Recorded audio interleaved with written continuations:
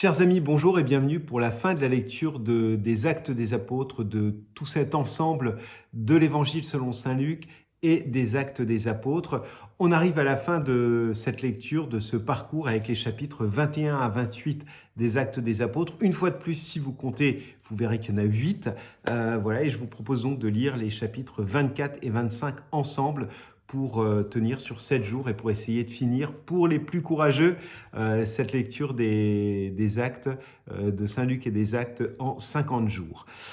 Aujourd'hui, on arrive à la fin des actes et on arrive à quelque chose qui est un petit peu parallèle à la fin de l'évangile selon Saint Luc avec la passion de Jésus et cette résurrection de Jésus. Au chapitre 21, on trouve dans les actes cette question de la montée de Jésus à Jérusalem, de la montée, pardon, de Saint Paul, vous voyez, je dis la même chose, la montée de Paul à Jérusalem, Paul qui retourne à Jérusalem, qui est trahi par les autorités juives, qui est emprisonné chez les Romains, qui rencontre les autorités juives de l'époque, y compris le roi Agrippa, un petit peu comme Jésus avait rencontré Hérode. C'est un petit peu la même chose, il y a un procès, il y a un complot, dans un cas avec Jésus, on cherche de faux témoins, là, on essaye de comploter pour le faire mourir directement. Et dans cet ensemble qui va crescendo, au chapitre 27 des Actes, juste avant le dénûment, eh bien alors que Paul fait ce voyage jusqu'à Rome, durant lequel il trébuche, si j'ose dire, un petit peu comme Jésus qui tombe. Lui, c'est une tempête et le bateau qui finalement part un petit peu à volo et il se retrouve sur l'île de Malte. Mais Paul qui, à ce moment-là, je vous lis cette phrase au chapitre 27, « Ayant dit cela, il prit du pain, il a rendu grâce à Dieu devant tous, il l'a rompu et s'est mis à manger. » Vous voyez qu'on a quasiment l'Eucharistie au milieu de cette passion.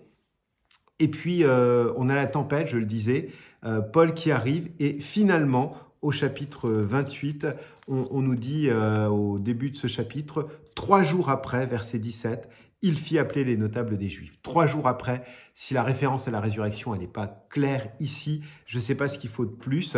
On a donc cette reprise de la passion avec ce chemin de croix un petit peu de Paul qui est trahi, qui est emprisonné. Ça dure 2 ans quand il est à Césarée maritime à côté de Jérusalem, au palais du gouverneur romain.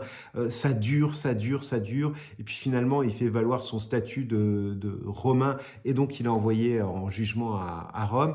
Et il y a cette résurrection après la tempête, etc. Donc, on est sur quelque chose qui reprend un petit peu les codes de la mort de Jésus et de la résurrection pour nous dire, on arrive au dénûment. Et ce dénûment, c'est pas la mort de Paul. La fin du chapitre 28 nous dit juste que Paul demeura 2 années entières dans le logement qu'il avait loué. Il accueillait tous ceux qui venaient à lui, il annonçait le règne de Dieu, il enseignait ce qui concerne le Seigneur Jésus-Christ avec une entière assurance et sans obstacle. Point, ça s'arrête là. L'évangile est annoncé aux nations. Ce qui avait été annoncé dans l'évangile, c'était la résurrection de Jésus. Elle est accomplie chez saint Luc au chapitre 24. Et là, ce qui était annoncé, c'est l'évangile qui doit être divulgué à tous, y compris aux nations. L'Esprit Saint qui dit à Paul, je te mets à part pour aller annoncer l'évangile aux nations. Ça se passe aussi à tel point que, voilà, on arrive au bout. Ce qui est essentiel, c'est l'annonce de la bonne nouvelle. C'est pas la vie de Paul. On s'en moque un petit peu. C'est le premier point, le gros point. Le deuxième point qui ressort de ces 8 chapitres, c'est que 2 fois, on a la vie, l'expérience, la conversion de Paul qui est redite, qui est dite par Paul lors de ce jugement, un petit peu comme une relecture, un petit peu comme ce qui s'est passé avec Jésus à Emmaüs. Et on voit l'action de Dieu en lui. Et quelque part, on se pose la question, et nous ? Quelle est l'action de Dieu en nous? Comment est-ce que Dieu nous a touchés? Comment est-ce que nous, on a agi pour annoncer la bonne nouvelle et pour aller un petit peu plus loin? Donc voilà, Luc vient nous inviter à nous positionner comme l'a fait Paul pour essayer nous aussi d'aller un petit peu plus loin. Et puis le troisième point, c'est autour de la vie de Paul et de la personnalité de Paul, avec cette question peut-être d'une vision messianique de Paul. Paul qui est le nouveau Messie. C'est-à-dire que lui-même, au chapitre 28, quand vous arriverez au bout de ce chapitre, vous le verrez, il est à Malte, il prend un morceau de bois, il y a une vipère qui le pique, mais il ne meurt pas, il ne lui arrive rien. Moi, ça me fait tout de suite penser au psaume 90, la vipère et le scorpion te frapperont au pied, il ne se passera rien. C'est le psaume qu'on avait, que Jésus, ou qui est cité, qui est utilisé lors de la tentation de Jésus au désert. Donc vous voyez, on a ce parallèle qui est fait, Jésus qui est Paul qui est le nouveau Jésus, Jésus qui est remplacé dans l'évangile par Paul. Et puis on s'aperçoit que Paul, tout au long de ce passage, guérit des malades, il y a la tempête qui est dépassée, elle n'est pas apaisée comme Jésus, mais elle est dépassée, c'est-à-dire que le navire fait naufrage, mais personne ne meurt, etc. Paul l'annonce, il fait des annonces prophétiques, un peu comme Jésus. Donc on voit qu'il y a quelque chose autour de cette figure de Jésus qui finalement est réinterprétée par Paul. Et une fois de plus, la même question que celle que je posais tout à l'heure par rapport à l'expérience de Paul, et nous?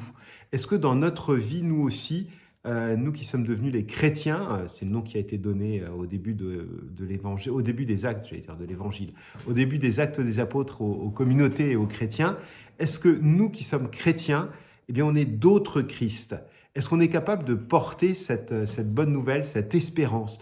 Et j'en arrive à cette espérance. Je vous ai dit dès le début que c'était l'évangile et les actes, c'est l'espérance en actes. Eh bien voilà, est-ce que nous aussi, on est comme le Christ, vivant, ressuscité, capable de témoigner de cette bonne nouvelle, capable de la dire, capable de l'annoncer, capable de fonder des communautés? Vous allez me dire, oh là là, ça en fait beaucoup. Mais non, ça en fait pas beaucoup. C'est à ça que Dieu nous appelle, il nous donne les moyens de le faire. Quels sont les moyens que nous-mêmes, on se donne pour réussir cette mission? Je crois que c'est un petit peu la question qui nous est posée à travers cette passion.